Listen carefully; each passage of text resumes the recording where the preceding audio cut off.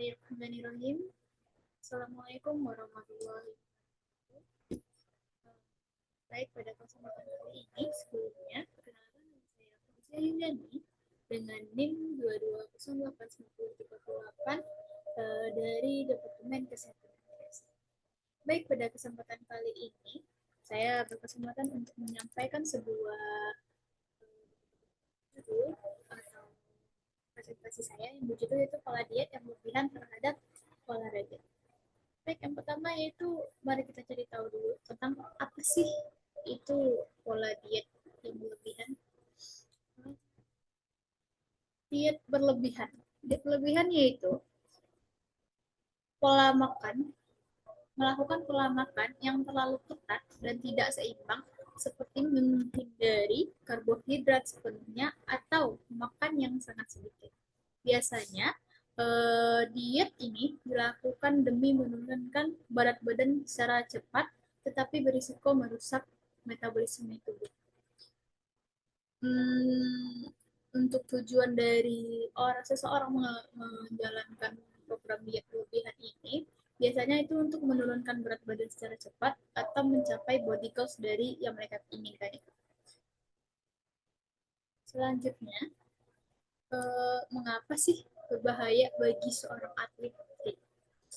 Uh, yang pertama yaitu pola diet berlebihan ini sendiri bisa menyebabkan seseorang mengalami kehilangan fokus. Misalnya nih, salah satu seorang atlet sedang melakukan pertandingan bela diri, dia bisa kehilangan fokus secara tiba-tiba karena glukosa yang ada di dalam tubuhnya mengalami penurunan sehingga mengurangi daya fokus dari atlet tersebut. Yang kedua, penyusutan otot. Kenapa otot ini juga bisa mengalami penyusutan? Karena nutrisi yang masuk ke dalam tubuh seorang atlet ini, walaupun dia melakukan olahraga secara rutin, tetapi dengan nutrisi yang tidak mencukupi, itu bisa menyebabkan penyusutan otot. Yang selanjutnya yaitu dehidrasi. Kekurangan cairan pada tubuh itu juga bisa berdampak signifikan atau bisa menyebabkan yang namanya dehidrasi pada tubuh, yaitu kekurangan cairan pada tubuh seorang atlet itu. Yang keempat yaitu cedera mudah terjadi. Kenapa seorang atlet gampang mengalami cedera?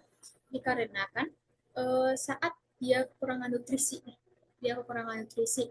Nah, dia bisa merasakan lemas, tidak memiliki performa yang bagus. Nah, itu tuh bisa menyebabkan ketidakfokusan dan malah berujung dengan atlet itu mengalami cedera. Yang selanjutnya yaitu penurunan stamina drastis.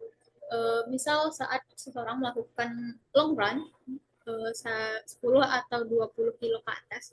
Nah, tapi dia menjalani diet yang sangat ekstrim. Dan saat melakukan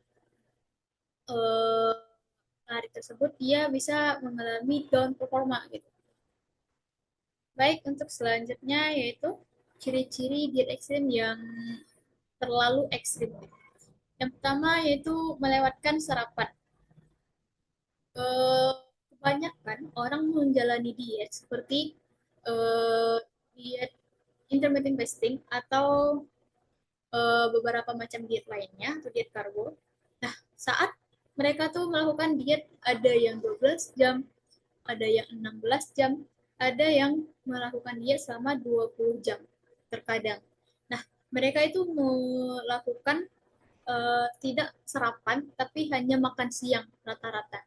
Tidak sarapan dan hanya makan siang dan tidak makan malam. Dan itu makan sekali sehari dan itu pun dengan nutrisi yang tidak memadai. Kalau bisa dibilang kalorinya per hari itu tidak melebihi dari 500 kalori atau bisa jadi malah ada yang lebih parah, mereka sehari itu cuma mengkonsumsi 200 kalori. Selanjutnya yaitu takut makan nasi atau karbo. Kebanyakan orang-orang beranggapan bahwa kalau kita makan nasi itu bisa menyebabkan gendut.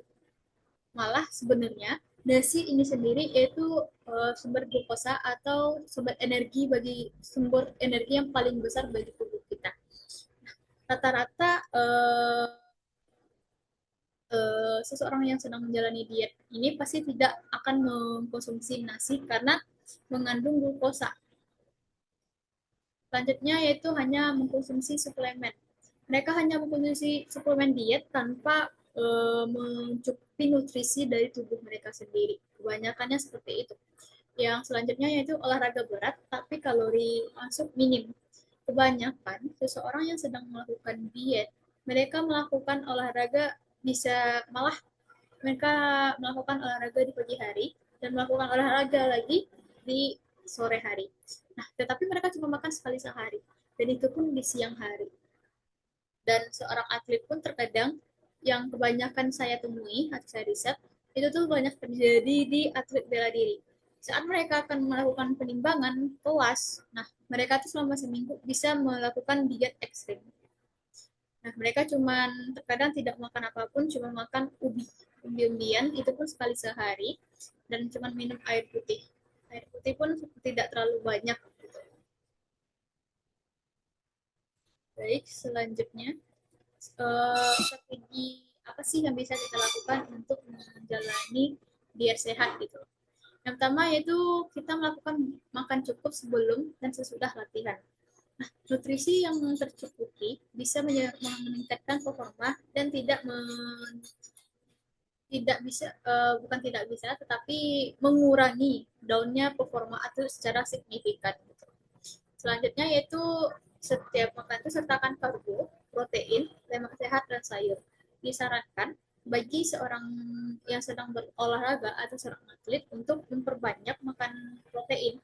Kita oke, karbo itu mau banyak mengandung glukosa, tetapi eh, itu pun kalau misalnya kita makan secara berlebihan, sesuatu yang berlebihan itu kan juga tidak baik gitu. Jadi kita masih mencukupi antara karbo, protein, lemak sehat dan sayur. Selanjutnya yaitu penuhi cairan tubuh. Penuhi cairan tubuh ini cuma tidak hanya minum air putih, tapi juga kayak meminum zat elektrolit atau rata-rata orang minumnya seperti Pocari Sweat, minuman berenergi. Tetapi walaupun kita minum minuman berenergi, kita juga disarankan untuk meminum lebih banyak air. Baik, selanjutnya saya akan membahas tentang studi kasus. Ini ada yang saat ini kita bahas yaitu seorang pelari junior gagal menyelesaikan lomba karena pingsan di tengah lintasan. Nah, kenapa seorang pelari ini bisa gagal menyelesaikan lombanya ini sendiri? Yaitu telah di cross check oleh ahli gizi atau tim kesehatan dari kegiatan tersebut, ditemukan ternyata seorang atlet ini hanya mengkonsumsi 500 kalori per hari selama 2 minggu. Nah, itu tuh bisa menyebabkan downnya performa atlet tersebut. Downnya performa dan mereka kekurangannya glukosa energi gitu. Itu tuh menyebabkan seorang atlet itu memiliki saat dalam pertandingan tidak dalam kondisi yang prima atau full performa gitu. Baik, selanjutnya yaitu tips praktis untuk olahragawan atau atlet gitu. Bagi saya, jangan takut makan karbo, tetapi kita batasi. Misal nih sehari kita makannya berapa gram per hari gitu loh. Jadi jangan tidak menghindari karbo, tetapi kita mengurangi saja. Selanjutnya yaitu memperbanyak mengkonsumsi protein. Protein ini sendiri pun juga sangat berperan aktif bagi regenerasi otot terutama. Nah, bagi olahragawan itu disarankan memperbanyak makan protein karena mereka juga sedikit eh, tidak terlalu banyak mengandung lemak. Selanjutnya, makan 3 kali sehari tambah cemilan sehat. Kita tetap melakukan diet, tetapi kita tetap makan 3 kali sehari, ada sarapan, makan siang, dan makan malamnya, tetapi dengan porsi dan pola makan yang terjaga. Eh, kita memakai pola 4 sehat 5 sempurna gitu. Kita kita ada karbonya ada, proteinnya ada, lemak baiknya ada, eh, lainnya juga ada di dalam hal itu.